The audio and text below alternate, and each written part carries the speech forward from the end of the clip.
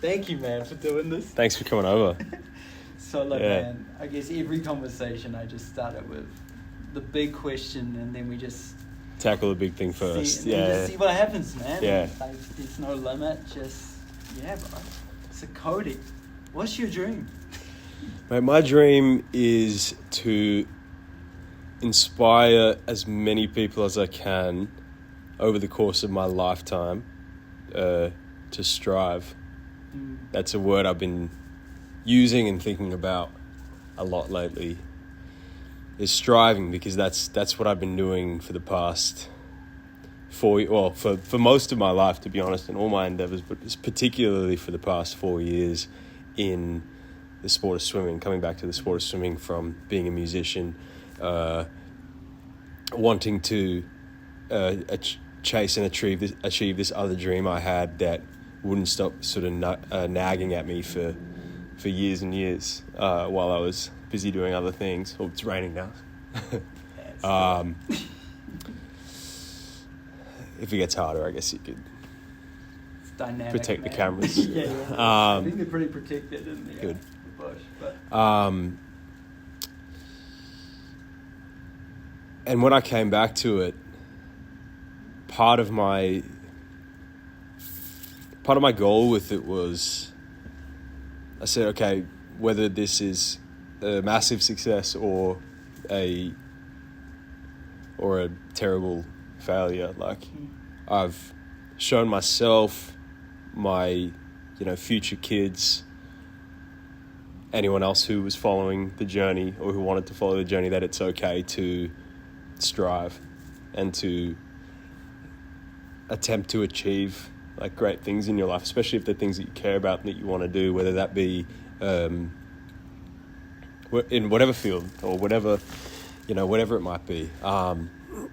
And fortunately, I was able to go quite far with it because of the sort of I suppose work and effort I crammed into it in the sort of 4 years that I was doing it.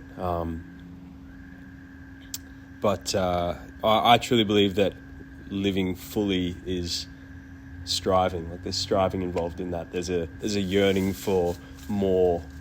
Like there's a striving for more, And that's when I've had my best days, of just like when I've been scared shitless about to do something that I don't know if I can do, but I'm like striving for it. I'm going for it. And like, that's what I want to do with my life, is to inspire people to strive greatly for whatever that it is that they're passionate about and care about, and two, to sort of break down the norms around what people feel like they can do and achieve in one lifetime. Like if you do one thing, you don't have to be boxed into that thing forever. You can be fluid. You can take, life's hopefully quite long, for most of us. So we should be able to do and be multiple things over the course of a lifetime. And that's something that I believe in so passionately, and, want to continue to sort of do in my life, and hopefully be, some measure of an example of that for people that have sort of followed along my journey. So, yeah. And do you kind of, I guess, do you know what that could look like moving on from here, or do you think that's the fun part, is you're just so open to where life? Yeah, I don't know. Like ever since I was a kid, I have known very clearly what it was I loved to do and wanted to do. Those two passions from very, very early on were music and swimming. And I've had the absolute fortune of being able to chase and experience both of those dreams in amazing ways. So at a young age, so I couldn't be sort of more grateful for that. What came first, swimming or music?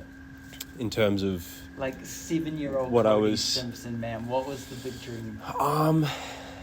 The first thing I remember being good at was swimming. Like I was like, I want to swim for Australia, and I want to win gold medals and do all that stuff. Like, that was the first thing I can remember, because it was the first thing I remember being good at. But then very, very shortly after, I picked up a guitar and was like, found out I had some measure of creativity and was and felt like an artist as well. So it was like, I feel like, I suppose as an athlete and an artist, there are those things to most people are quite different, but they gave and have given my life this amazing contrast that, I'm really grateful for, because I'm able to sort of cultivate and develop these two completely different sides of my brain and body that, in a way complement each other too, which has been a cool thing. But it was swimming first and then music, and originally I was like, I'm going to have a swimming career,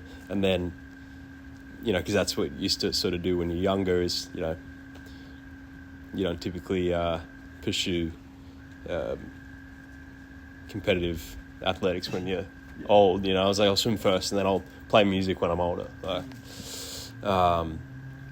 But it kind of got flipped on its head when I was given opportunities at a young age to go and pursue that. So I had to sort of, grab that by the horns and like take it where it went, and then sort of said, well, I didn't get to sort of see the swimming thing through. I had to cut that short. So like I sort of had to circle back around to it and see if I could resurrect it in a sense, much later than I expected to. Yeah. How long was that kind of nagging at you at? Was it like your entire teenage?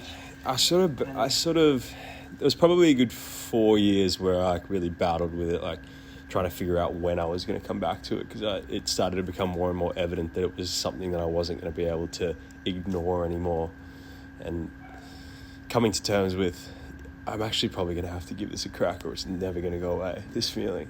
Yeah. But it was so beautiful to like have that kind of burning desire for something as well. It's a cool feeling. Like, I'm sure you felt it when you had this sort of idea to do this and to go and it's a mission. Try it. Yeah. You found your mission. Yeah, it's a mission that you're convinced you need to do in this life, and that you feel as though it will, help you sort of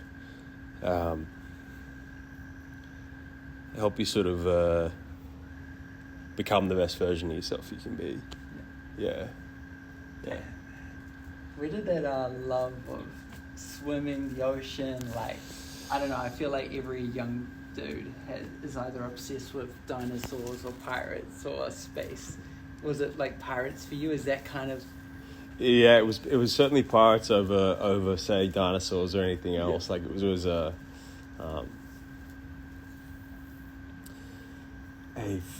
fantasy sort of mine, being out on the sea and adventuring and sort of living a life outside of sort of the societal norm, I guess, was like always an interest of mine. I was like, I even from a young age, I had a feeling, I was like, I don't think I'm ever going to have like a normal job, so to speak. I think that my abilities and my interests lie outside of that, in creating sort of my own life and work outside of, I always felt convinced I would be my own boss in if you put it that way, I guess.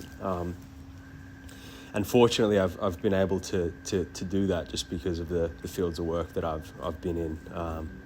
So it's been really fun. Yeah.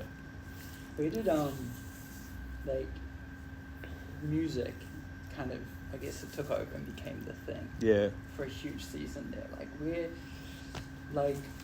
were you kind of stoked when it started taking off, or were you kind of like, no, this is taking me away from swimming, I want to be a swimmer? It was a bit of both. When I was offered the chance to go to the US and record and meet with record labels and do that kind of thing, I knew that even at that age, when it all started, like I knew that was an opportunity that is few and far between. Yeah. And so I told my parents, like, I'm going whether you guys come with me or not, How old? 14. 14? Yeah. Let's go, man. Let's go. And so really grabbed that by the horns. When the first 6-12 months I went over there, I was still like seeing if I could possibly continue training as a swimmer while I was recording and starting kicking all these other things off. But it became evident very quickly that wasn't going to be possible. So I had to put it away for a while, and then I didn't think about it again for like another 5 years. Like I was so, I sort of jumped on this train ride that was the music career I had, and I didn't look back. Yeah. Was it one of those things like when the Olympics came around, there was like that ache inside you, like, man. Yeah, it was actually, I went to Rio, to the games there. I saw my old coach, saw a guy a friend of mine who I used to train with was competing, and that's when I kind of was like, it lit the spark, it lit the spark in me for sure. And then from that point onwards, I sort of couldn't get the idea out of my head that I'd wanted to do that again, and that I'd left it unfinished. Yeah, like I knew it was unfinished. I just didn't know how I was going to possibly finish it. And I love that I've been able to sort of figure that out now and give it the love and attention it needed. That dream. Yeah. So inspiring, man. Like, seriously, bro. Like, I don't know if people give you credit for it, but like, so brave to kind of move away from something that you are so successful at. It's so brave, man. It's so it was scary for sure, and I think when I decided to do it, I kind of just, I wasn't sure how public I wanted to be about it at first, and then I said, you know what, I'm going to talk about it and do it, and maybe it'll, inspire other people to, do the same thing if there's something that they want to chase or want to strive for. But everyone thought it was crazy at first, and no one thought it was possible. Like they thought they thought it was unheard of in the sport too, because people don't take more than, a couple months off at most, and like. How long had you taken off at that point? 10 years. 10 years. Yeah. So, when I stopped, I was still a baby. So I'd never even had the chance to really develop. I was talented then and as a kid, but that doesn't always translate over into, when you're a man. So I sort of was just convinced I could do it. So I just went and just, my first 6 months I was awful, but I just kept showing up every day. Yeah. And there were nights where I thought of giving it up. There were nights I cried. There were nights I punched a wall. There were nights I was just like, am I in over my head? Am I, like, all that stuff, because it's such a long, it's going to be such a long claw back towards the level that I, wanted to get to, that it was so many, is this worth it, throughout. But then, I just keep showing up the next day. And then eventually, you get that little breakthrough, and you go, okay, maybe I'm closer than I thought I was. Yeah. Small wins are so important, eh? Yeah, so important, and you gotta take those and feel them, and those are what drives you towards the next one, and the next one, and then before you know it, you're looking, back down the mountain, going, I took all those steps and now I'm up here, It's cool, yeah. It's like compound interest, I suppose, yeah. What was that first looking back moment where when I made the Australian team in 2022, because it was only about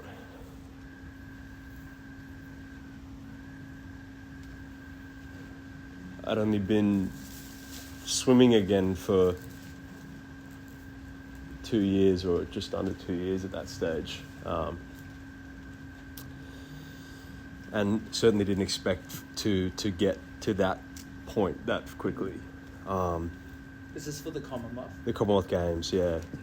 So, So when I qualified, when I made that team, that just made the whole thing worth it, you know? Yeah. And to then have had sort of that to show for everything I'd put into it at that stage was really rewarding. Yeah. So, yeah, man, it's been crazy. Is that big Olympic dream still there, man? It's hard to say. Like that was the Olympics was what made me. The idea of the Olympics was what made me come back to the sport in the first place. Was it to win gold, or was it just to be at the Olympics? No, it was to make it, because that was hard enough. You know, that idea was already unfathomable to most. Even, you know, making any other Australian teams. So it was to try and make the team for Paris, and you know, I didn't get there, which is also an interesting thing to work with and confront. Like when you've put that much into something and you don't get, you know, the specific result you wanted. But I've been thinking about that a lot over the last few weeks, and kind of reflecting on the last 4 years, and thinking, okay, well, maybe I had that as the target,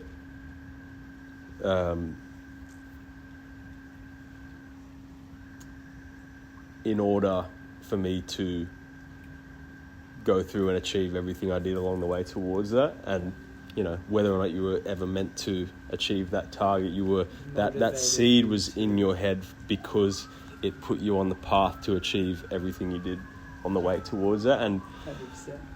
in terms of, you know, literal achievements, whether that be medals and teams and whatever, but also like the other stuff, which is like the amount that it's helped me, like the amount I've changed for the better pretty much since I started, which has just been like an immeasurable thing. Like it really saved my life in a way, and has put me on a path and given me a mindset that I'm now going to be able to apply to everything else for the rest of my life, that is so much healthier and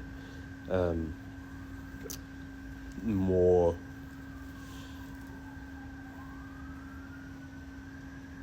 it's so much healthier, I suppose, than I think the way I was looking at things before I went through all this. So I'm really excited to like apply that back to music and to entertainment and all that stuff, and kind of see how that works, because the athlete mindset can be so powerful. Yeah. How do you think that translates to music?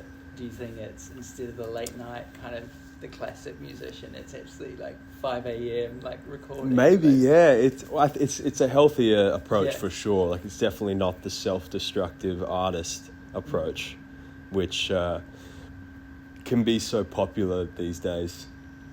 That's always been the way, you know, the drinking and the drugs and the whole, and that I was wrapped up in that before I came back to the sport, and that's not, you know, I don't have any interest in that anymore, that's for sure.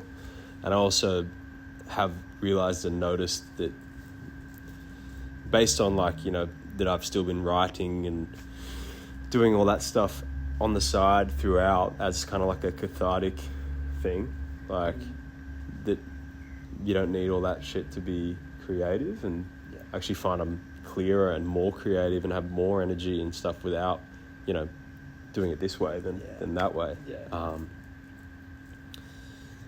So like, you know, you don't need to be self-destructive to be an artist, you know. I think what it's taught me the most is the perseverance thing, like, and the perseverance and patience, and a little dose of discipline as well. Yeah. Dude, that's the key right there, man, for absolutely anything. Yeah, just stick. Find something you love and just stick at it. Yeah, Don't exactly. quit. It can happen.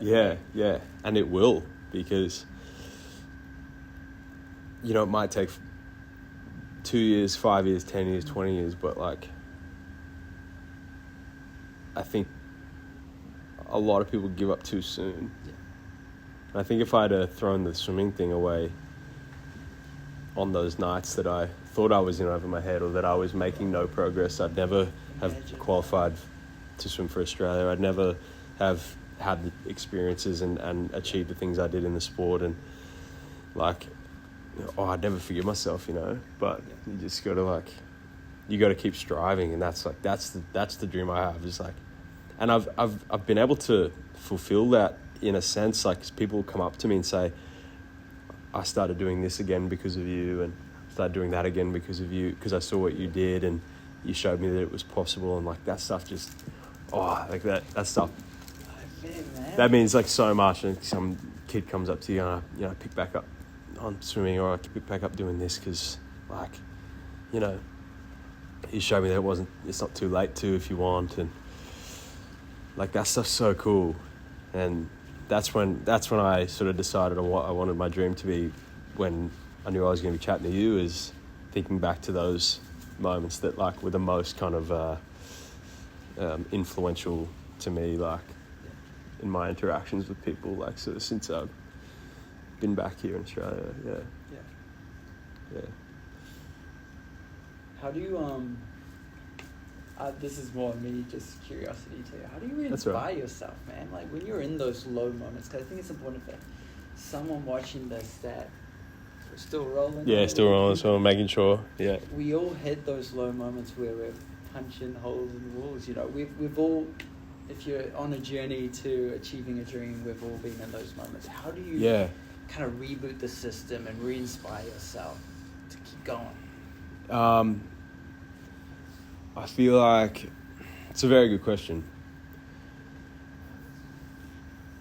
For me, I've found that inspiration comes through action and continued action. I like that quote, inspiration exists, but it has to find you working. I can't remember who said it. Oh, that's cool. I think that's so true. Like, sure, there's the one-off magical moments where something's going to come to you and you just 3 a.m. and it just sitting around and whatever. But particularly if you're like really moving towards something, like, you got to be moving. You got to be moving towards it for you to feel that. I think momentum is inspiring, even if it's very minuscule. So I'd have those tough times or days or nights, and then that's why I said, I'd always just go back to work.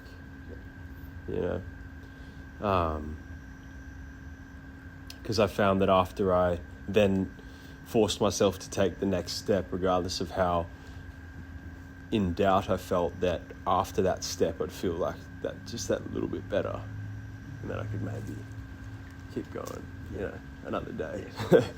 And if you just think about it in 24-hour blocks, I found that really helped me too. 'Cause some days were just so like gnarly, like the training we had to do, that I'd go, okay, can I just be great for these next 24 hours? The future doesn't matter. Can I be great for these next 24 hours? Can I be as perfect as I can for these next 24 hours in my pursuit of this? And then I'll figure out tomorrow, when tomorrow comes. And then you find that if you've given that day what it deserved, the next day, like, you were pretty stoked that you did that. So you felt more keen to do it again. Man, definitely. Yeah. And going to bed knowing you gave everything that day is like the best sleep you'll ever have. Absolutely. Yeah. And that's why I oddly didn't feel,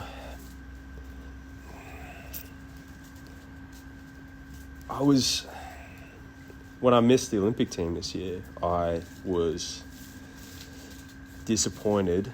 I was upset, obviously, because that's only natural when you've put so much effort into something and you don't get the desired outcome, or it the reality doesn't meet your expectation, like it's just a natural feeling you're gonna feel. But I would have been so much worse if I didn't feel like I did everything I could. Yeah.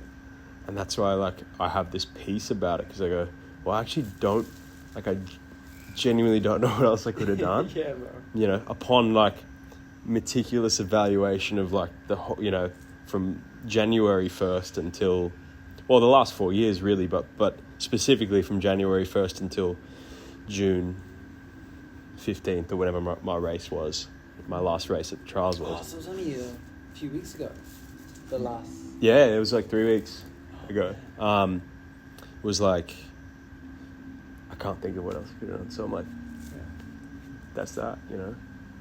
And that's okay, because all you can do is all you can do, you know? So. It's But like I also came so much further than I originally thought, and so much further than everybody else thought in striving for that. So it's that shoot for the moon, land among the stars theory. I think that you know, everyone's going to want to be like, everyone that is, I suppose, working towards the same goal as you wants to be the best at that thing or whatever. And so, you know, but that only just like generally raises the bar for everybody else, which is, you know, is a good thing, you know. So whether or not you end up being the best in the world at whatever it is you want to do, or you've in striving, you've sort of lifted the bar for everybody else to strive for that thing. What's this? Rising tide lifts all boats, or something like that. Yeah. Sounds good, even if it's not. It's of that notion, like, yeah. A rising tide raises all boats, or something. Have you always been wired that way, to just want to build people up to help others, or is that something you kind of grew into as you got older, do you think? Good question. I don't know. I've always cared about people, and have always wanted the best for people. But it's probably something I've grown into more as an adult than when I was a kid. You know. You don't really think about that. You don't really think about it that much to get a bit older, and you think about what do I want for myself, and what do I want for others, and yeah, you start to ponder those things more. Yeah. Woo! That's it into the show. Yeah. But I kind of on the point about the moon thing is I filmed the astronaut Chris Hadfield's dream a few years ago. Yeah, wow. And his dream was that when he was a kid, he had a moonshot dream of walking on the moon. And his whole life was, I'm going to walk on the moon. Now, he's never achieved that, and he said he probably never will. But having that distant moonshot allowed him to do, all right, if I'm going to walk on the moon, what do I need to eat today? What do I need to study? How do I need to live my life? And in doing all that, he became the first Canadian astronaut to orbit space. Wow, yeah. He never walked on the moon. Like, it may not be the Olympics, but that took him to that place. Oh, that's amazing, man. And it's so encouraging for anyone. Yeah, that's amazing. Yeah. And yeah, that's a great, I relate to that heavily, because that's the experience I feel that I've had in the last few years, for sure. You know, I strive to achieve one thing, but in having just fallen short of that, I've achieved all these other things along the way, and grown and become so much as a byproduct of having had that moonshot thing, you know. So I think it's okay to dream like scarily big, you know, and to strive for those things. Like, you know, if they don't scare you, you're not doing it right. So, you know, so many times along the way I had to just really put all, you know, conquer your fears in a way. Like, yeah.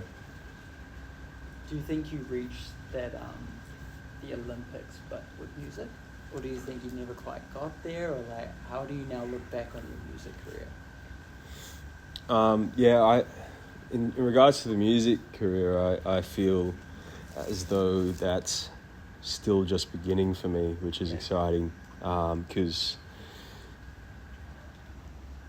fortunately it's something that you can do for your whole life if you want to, and I plan on it. So I'm really excited to pick that back up again and sort of see what I can do in that space, and to do that for a long time to come. I feel like I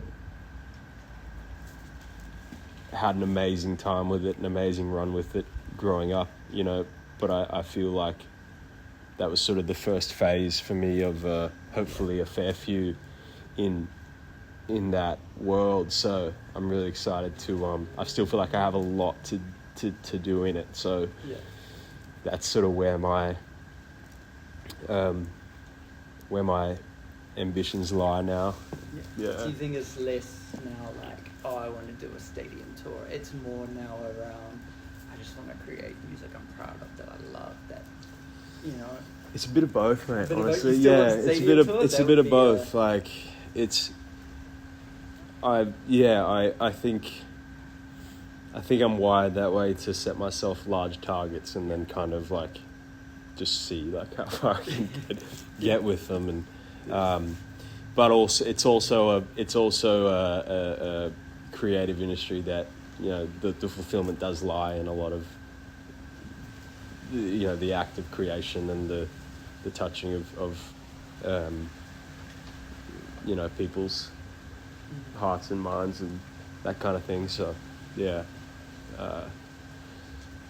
it's a bit of both. Yeah. I love that. Because in playing large venues, you are able to then fulfill that, do that, right? Absolutely. Like, if you're being heard by that many people, you're able to make an influence on and inspire thousands of people in the night based on what you're saying or playing or whatever. So that's, you know, that would be ideal for sure. Yeah. Yeah. What do you think, if I'd asked you when you were 16 years old, bro, what do you think your dream would have been? Would it have been swimming at that point, or do you Nah, not at 16. I think there was still a few years to come for me there, but I was super in it at that stage. So it would have been to I don't know. It's changed. It's evolved over time, but I think at that stage it would have been to become as successful as I could have been, and to play for as many people as possible, and I think now it's become more like, especially after having spent, you know, a few years working on my craft in a different way, it's more now, can I become like the best musician I can? And so I'm already like, the day after, it's so funny, like the day after the Olympic trials ended, I was like back in my room, like practicing guitar and, and all that. So I'll see how far I can sort of take that, and if I can sort of put my time and efforts towards developing that craft again, and seeing where that goes. Jeez, bro, that's so exciting, man. Yeah. Why do you think dreaming is so important, bro? Why do people need to dream? I think one of the beautiful things in life is hope and optimism, and dreams give you those things. They certainly give me those things, and that's what makes my days so vibrant, is that I have these things that give me this hope and this optimism and something to strive towards. A larger, better, higher, more expanded version of myself that I'm striving towards, that I hope one day I can become. Like, I know I'll never get there, but you know, I'll grow on my way towards it, right? Like, there's never going to be an end to that striving, but we become so much in pursuit of that. So, I think that's what makes dreams so important is that it sort of gives you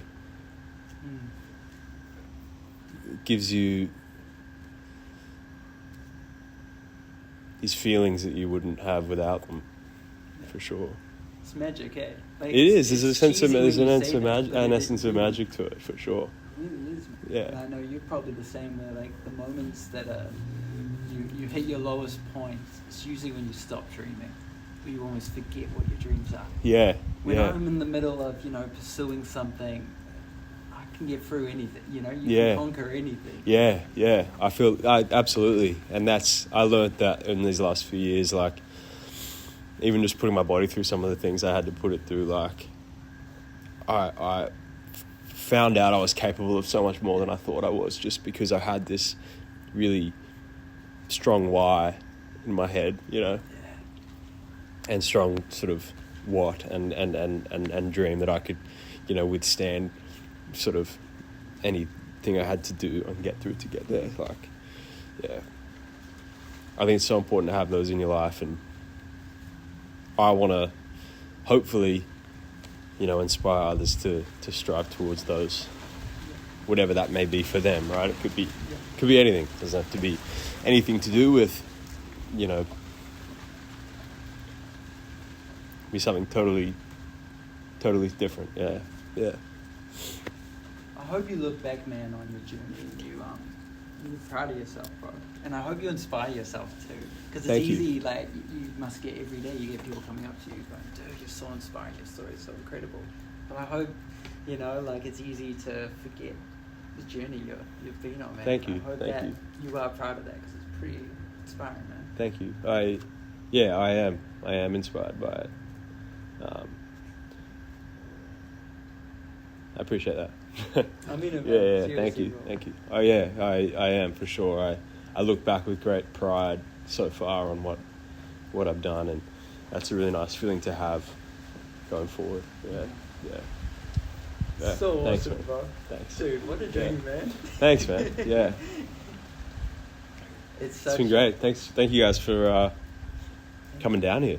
No, dude, thank you for doing this, man. Seriously. Thank you. We always feel so blessed, man, when anyone trusts us to live their dream. Thank you. It's not something people talk about a lot. No, yeah. So, and it was nice. Like, it made me, you guys coming down, like, forced me to think about it more. And I go, what do I actually want? What do I actually want to do? So it's a big question, man. It's a huge question, man. Yeah. And that's one of many things, but I didn't want to do something so sort of black and white. Yeah. Because life isn't that way. So, yeah. Mate, so good, bro.